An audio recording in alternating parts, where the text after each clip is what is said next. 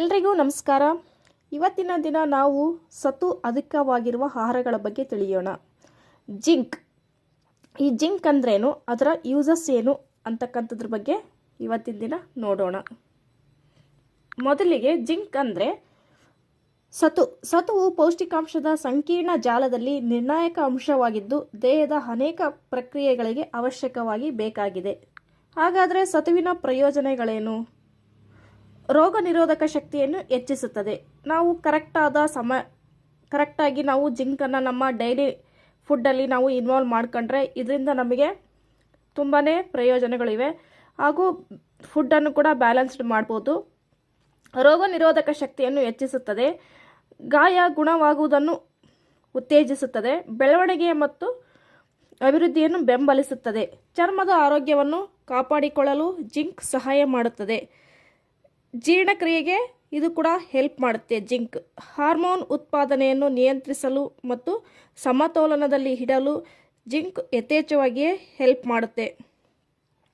ಹಾರ್ಮೋನ್ಗಳ ಸಮತೋಲನಕ್ಕೆ ಸಹಾಯ ಮಾಡುವುದಲ್ಲದೆ for example thyroid hormone ಆಗಿರ್ಬೋದು, ಟೆಸ್ಟೋಸ್ಟೆರಾನ್ ಆಗಿರ್ಬೋದು, ಇನ್ಸುಲಿನ್ ಆಗಿರ್ಬೋದು, ಇವುಗಳ ಬ್ಯಾಲೆನ್ಸನ್ನು ಮೇಂಟೈನ್ ಮಾಡುತ್ತೆ ಈ ಜಿಂಕ್ ನಮ್ಮ ದೇಹದಲ್ಲಿ. ಅರಿವು ಕಾರ್ಯವನ್ನು ಸುಧಾರಿಸಲು ಸಹಾಯ ಮಾಡುತ್ತದೆ. ಕಲಿಕೆ, ಮೆಮೊರಿ ಪವರು, ಫೋಕಸ್ಸು, ಕಾನ್ಸಂಟ್ರೇಷನ್ನು ಇವುಗಳನ್ನೆಲ್ಲ ಮೇಂಟೈನ್ ಮಾಡೋಕ್ಕೆ ಈ ಜಿಂಕ್ ಹೆಲ್ಪ್ ಮಾಡುತ್ತೆ. ದೃಷ್ಟಿಯ ಆರೋಗ್ಯವನ್ನು ಸಹ ಬೆಂಬಲಿಸುತ್ತದೆ. ದೀರ್ಘಕಾಲದ ಕಾಯಿಲೆಗಳ ಅಪಾಯವನ್ನು ಕಡಿಮೆ ಮಾಡಬಹುದು. ರುಚಿ ಮತ್ತು ವಾಸನೆಯನ್ನು ವರ್ಧಿಸಲು ಅಥವಾ ಸರಿಯಾಗಿ ನೋಡಿಕೊಳ್ಳಲು ಸಹಾಯ ಮಾಡುತ್ತದೆ. ಹಾಗಾದರೆ ಜಿಂಕಿನಿಂದ ಡೈಲಿ ಲೈಫ್ಗೆ ಎಷ್ಟು ಜಿಂಕ್ನ ಅವಶ್ಯಕತೆ ಇದೆ? ಡೈಲಿ ನೀಡ್ಸ್ಗೆ ಅವಶ್ಯಕವಾಗಿರ್ತಕ್ಕಂಥ ಜಿಂಕ್ ನಮಗೆ ಮಹಿಳೆಯರಿಗೆ 8 ಮಿಲಿಗ್ರಾಮ್ ಬೇಕಾಗುತ್ತೆ. ಪುರುಷರಿಗೆ 11 ಮಿಲಿಗ್ರಾಮ್ ಜಿಂಕ್ ಡೈಲಿ ನೀಡ್ಸ್ಗೆ ಬೇಕಾಗುತ್ತೆ. ಯಾವ ಫುಡ್ಗಳಲ್ಲಿ ಜಿಂಕ್ ಯಥೇಚ್ಛವಾಗಿ ನಾವು ನೋಡ್ತೀವಿ? ಹಾಲು, ಹಾಲಿನ ಉತ್ಪನ್ನಗಳು, ಹಾಲು, ಮೊಸರು ಇರ್ತಕ್ಕಂಥದ್ರಲ್ಲಿ ಜಿಂಕು ಚೆನ್ನಾಗೇ ಇದೆ. ಹಾಲಲ್ಲಿ 1 ಕಪ್ ಹಾಲು ಅಂದರೆ 100 ಗ್ರಾಮ್ ಹಾಲು ಚಿಕ್ಕ ಕಪ್ ಆಗುತ್ತೆ. 250 ಗ್ರಾಮ್ ಅಂದರೆ ದೊಡ್ಡ ಕಪ್ ಆಗುತ್ತೆ. ನಾನಿಲ್ಲಿ 100 ಗ್ರಾಮ್ ಮಿಲ್ಕಿಗೆ ಸರಿಸುಮಾರಾಗಿ 0.5 ಮಿಲಿಗ್ರಾಮ್ ಜಿಂಕ್ ಸಿಗುತ್ತೆ ನಮಗೆ. ನಾವು ಬೆಳಗ್ಗೆ ಟೀ ಕುಡಿಯೋ ಕಪ್ಪಿಲ್ಲೇ 100 ಗ್ರಾಮ್ ಮಿಲ್ಕನ್ನು ನಾವು ತೊಗೊಂಡ್ರೆ 0.5 ಮಿಲಿಗ್ರಾಮ್ ಜಿಂಕ್ ನಮಗೆ ಸಿಗುತ್ತೆ. ಇನ್ನು ಮೊಸರಲ್ಲಿ ಸಹ 1 ಕಪ್ ಮೊಸರು 100 ಗ್ರಾಮ್ ಮಿಲ್ಕಲ್ಲಿ ಕೂಡ 0.5 ಮಿಲಿಗ್ರಾಮ್ ಜಿಂಕ್ ಸಿಗುತ್ತೆ. ಚೀಸಲ್ಲಿ ಕೂಡ ಸಿಗುತ್ತೆ. ನೆಕ್ಸ್ಟು ಎಗ್ಗಲ್ಲಿ 0.6 ಮಿಲಿಗ್ರಾಮ್ ಜಿಂಕ್ ಇದೆ. ಒಂದು ಎಗ್, ಬಾಯ್ಲ್ಡ್ ಎಗ್ಗಲ್ಲಿ ಇರ್ತಕ್ಕಂಥದ್ದು ಜಿಂಕು 0.6 ಮಿಲಿಗ್ರಾಮ್. ನೆಕ್ಸ್ಟ್ ಬಂದು ಬೆಳ್ಳುಳ್ಳಿ. ಈ ಬೆಳ್ಳುಳ್ಳಿಯಲ್ಲಿ ಇರ್ತಕ್ಕಂಥದ್ದು ಜಿಂಕ್ ಅಧಿಕವಾಗಿದೆ. ಇದು ಕೊಲೆಸ್ಟ್ರಾಲ್ ಕಡಿಮೆ ಮಾಡುತ್ತದೆ. ಬೆಳ್ಳುಳ್ಳಿ ಇದು ಹೃದಯದ ಕಾಯಿಲೆಯ ಅಪಾಯವನ್ನು ಸಹ ಕಡಿಮೆ ಮಾಡುತ್ತದೆ. ಪ್ರತಿ 50 ಗ್ರಾಮ್ ಬೆಳ್ಳುಳ್ಳಿಗೆ 1.16 ಮಿಲಿಗ್ರಾಮ್ ಜಿಂಕ್ ನಮಗೆ ಸಿಗುತ್ತೆ.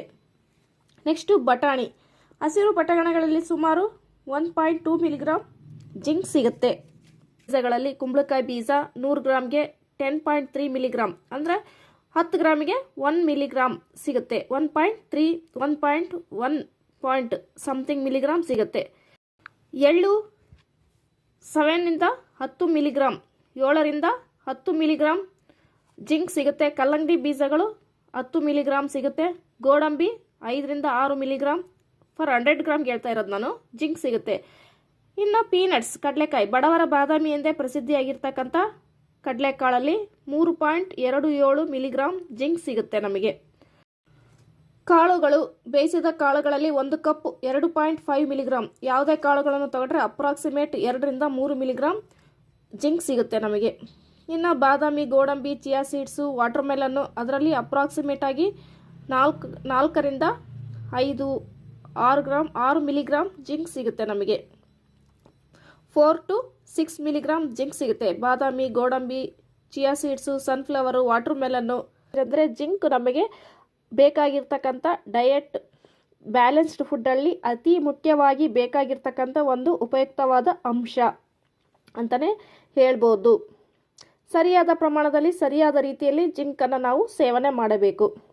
ಈ ಮಾಹಿತಿ ನಿಮಗೆ ಇಷ್ಟವಾದರೆ ಲೈಕ್ ಮಾಡಿ, ಶೇರ್ ಮಾಡಿ, ಸಬ್ಸ್ಕ್ರೈಬ್ ಮಾಡ್ಕೊಳ್ಳಿ. ಅದೇ ಥರ ಕಾಮೆಂಟ್ ಮಾಡಿ. Thank you so much.